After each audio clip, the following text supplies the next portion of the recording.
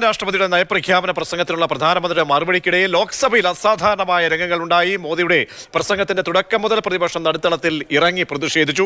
രാഹുലിന്റെ ബാലബുദ്ധി എന്ന നരേന്ദ്രമോദിയുടെ വിമർശനം. വാക്കുകളിലേക്ക്. बालक बुद्धि का विलाप चल रहा था. मुझे मारा गया, मुझे इसने मारा, मुझे उसने मारा, मुझे यहाँ मारा, मुझे वहां मारा, ये चल रहा था. सिंपैथी हासिल करने के लिए ये नया ड्रामा चलाया गया है.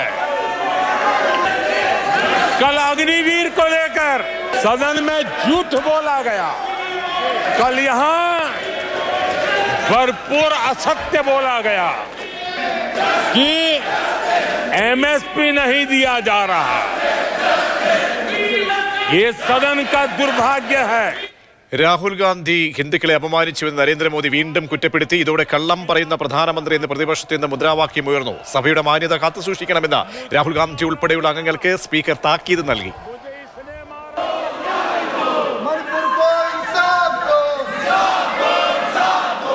सदस्यगणों, नेता प्रतिपक्ष माननीय सदन में सबको मौका दिया. आपने 90 मिनट बोला. ये संसद में तरीका ठीक नहीं है. मैं आग्रह करूंगा, आप इस तरीके से संसद की मर्यादाओं को बनाए उचित नहीं है. आप जाइए बेल में से बैठिए. आपको पर्याप्त समय, पर्याप्त अवसर दिया.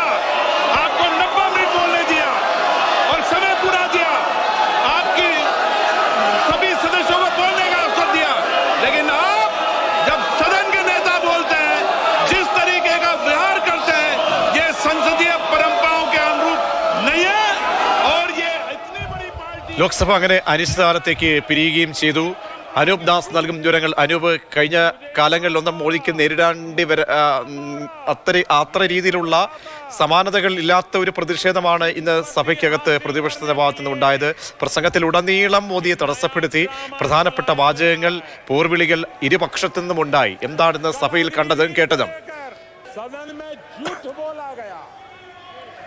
ഇന്നലെ 1.5 മണിക്കൂറായിരുന്നു രാഹുൽ ഗാന്ധി നന്ദിപ്രമേയ ചർച്ചയിൽ സംസാരിച്ചത്. പ്രധാനമന്ത്രി നരേന്ദ്രമോദിക്കും സർക്കാരിനെതിരെയൊക്കെ അതിരൂക്ഷമായ വിമർശനങ്ങളും ഉന്നയിച്ചിരുന്നു. അതിനുള്ള മറുപടി പ്രധാനമന്ത്രി നരേന്ദ്രമോദി പറഞ്ഞത് 2.5 മണിക്കൂർ നേരമാണ്. 4 മണി മുതൽ 6:30 വരെ നീണ്ട പ്രസംഗത്തിൽ രാഹുൽ ഗാന്ധി, കോൺഗ്രസ്, DMK, ഒപ്പം തന്നെ പ്രതിപക്ഷത്തിന്റെ ആകെയുള്ള നയം ഉൾപ്പെടെ എല്ലാ വിഷയങ്ങളിലും അതിരൂക്ഷമായ വിമർശനങ്ങൾ പ്രധാനമന്ത്രി നരേന്ദ്രമോദി ഉന്നയിക്കുന്നത് കാണാൻ പറ്റുമായിരുന്നു. അതിൽ ഏറ്റവും പ്രധാനപ്പെട്ടത് രാഹുൽ ഗാന്ധിക്കെതിരെയുള്ള വിമർശനങ്ങളാണ്.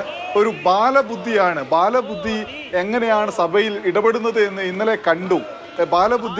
ബാലബുദ്ധിയാണെങ്കിൽ കൂടി നല്ല ബുദ്ധി വരട്ടെ എന്ന് പറഞ്ഞുകൊണ്ട് പ്രധാനമന്ത്രി പ്രസംഗം അവസാനിപ്പിക്കുന്നതും കാണാൻ കഴിയുമായിരുന്നു. എന്തായാലും രാഹുൽ ഗാന്ധി ഇന്നലെ നടത്തിയത് ഹിന്ദു വിരുദ്ധ പരാമർശമാണ്. രാജ്യത്തെ കോടിക്കണക്കിന് ഹിന്ദുക്കളെ അപമാനിക്കുന്ന പരാമർശമുണ്ടായി. മാത്രവുമല്ല, തലമുറകൾ രാഹുൽ ഗാന്ധിയോട് ഇതിന് പൊറുക്കില്ല എന്നുകൂടി പ്രധാനമന്ത്രി പറയുന്നത് കാണാൻ പറ്റുമായിരുന്നു. അത് മാത്രവുമല്ല, ഈ സമ്മേളന കാലയളവിൽ നമ്മൾ ശ്രദ്ധിച്ച വളരെ പ്രധാനപ്പെട്ട കാര്യം, അടിയന്തരാവസ്ഥ പ്രഖ്യാപനത്തെ പല വിധത്തിൽ ചർച്ചയാക്കാൻ പലതവണ രാജ്യസഭയിലും ലോക്സഭയിലും ഭരണപക്ഷം ശ്രമിച്ചിരുന്നു. അതിന്റെ തുടർച്ചയാണ് ഇന്ന് ലോക്സഭാ സമ്മേളനത്തിന്റെ അവസാന ദിവസത്തിൽ പ്രധാനമന്ത്രി ഈ നന്ദിപ്രമേയ ചർച്ചയിൽ ശ്രമിച്ചത് എന്നും കാണാൻ കഴിയും.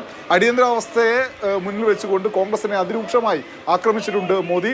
ഒന്ന്, ഭരണഘടന തകർക്കാൻ ശ്രമിച്ചു, ഏകാധിപത്യം നടപ്പിലാക്കി, അധികാരത്തിനോടുള്ള അമിതമായ ആർത്തിയാണ് ഇതെല്ലാം കോൺഗ്രസിനെ കൊണ്ട് ചെയ്യിപ്പിച്ചത് എന്ന് പറഞ്ഞ പ്രധാനമന്ത്രി ആ കാലത്ത് എന്തൊക്കെയായിരുന്നു നടന്നിരുന്നത് എന്നത് ഓരോന്ന് വിശദമായി പറയുന്നത് കാണാൻ പറ്റുമായിരുന്നു. മാത്രവുമല്ല, ഹിന്ദുക്കൾക്കെതിരെയുള്ള നിലപാടും സമീപനവും എല്ലാം കോൺഗ്രസിന്റെ ഒരു സ്വഭാവമായി മാറിക്കഴിഞ്ഞിട്ടുണ്ട്. തിരഞ്ഞെടുപ്പിന് മുൻപ് തന്നെ ശക്തിയെ വിമർശിച്ചുകൊണ്ട് രാഹുൽ ഗാന്ധി സംസാരിച്ചു എന്ന് പറഞ്ഞ മോദി DMKയും മുന്നമിട്ടു. DMKയെ കുറിച്ച് മോദി പറഞ്ഞ കാര്യം, സനാതന ധർമ്മത്തിനെതിരെ DMK സംസാരിക്കുന്ന നേരത്തെ കാണാൻ പറ്റുമായിരുന്നു എന്ന് പറയുകയുണ്ടായി. മാത്രവുമല്ല, ഇപ്പോൾ ഇന്ത്യ സഖ്യമാണ് 234 സീറ്റുകളിൽ വിജയിച്ച് വലിയൊരു പ്രതിപക്ഷമായ ഒത്തൊരുമയോടുകൂടി നിൽക്കുന്നത്. ആ സഖ്യത്തെ ഉന്നമിട്ടുകൊണ്ടുള്ള ചില പരാമർശങ്ങളും പ്രധാനമന്ത്രി നരേന്ദ്രമോദിയുടെ ഭാഗത്തുനിന്നുണ്ടായി. അദ്ദേഹം പറഞ്ഞ ഏറ്റവും പ്രധാനപ്പെട്ട കാര്യം, 99 സീറ്റ് മാത്രമേ കോൺഗ്രസിനുള്ളൂ.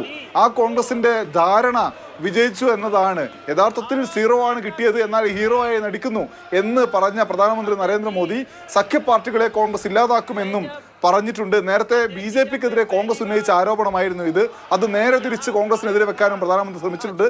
എന്തായാലും ഏറ്റവും പ്രധാനപ്പെട്ട മറ്റൊരു കാര്യം, ഈ നരേന്ദ്രമോദി പ്രസംഗിച്ചു തുടങ്ങിയ നിമിഷം മുതൽ അത് അവസാനിപ്പിക്കുന്ന നിമിഷം വരെ മണിപ്പൂർ, നീറ്റ് ഉൾപ്പെടെയുള്ള വിഷയങ്ങൾ ഉന്നയിച്ച് പ്രതിപക്ഷം പ്രതിഷേധിച്ചു എന്നുള്ളതാണ്. കഴിഞ്ഞ 5 വർഷക്കാലം നമ്മൾ സഭയിൽ നോക്കുമ്പോൾ മോദി സംസാരിക്കുന്നതിനിടയിൽ ഇടപെട്ട് 1-2 തവണ മാത്രം ആളുകൾ സംസാരിക്കുന്നതല്ലാതെ വലിയൊരു പ്രതിഷേധമൊന്നും കാണാൻ പറ്റുമായിരുന്നില്ല.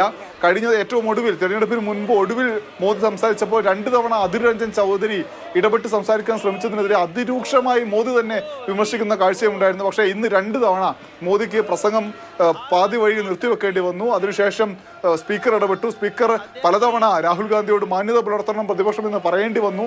അങ്ങനെയൊക്കെ പറഞ്ഞിട്ടുണ്ടെങ്കിൽ കൂടി തുടക്കം മുതൽ ഒടുക്കം വരെ പ്രതിപക്ഷത്തിന്റെ പ്രതിഷേധം കൂടി കാണാൻ പറ്റുമായിരുന്നു മോദിയുടെ പ്രസംഗം നടക്കുമ്പോൾ.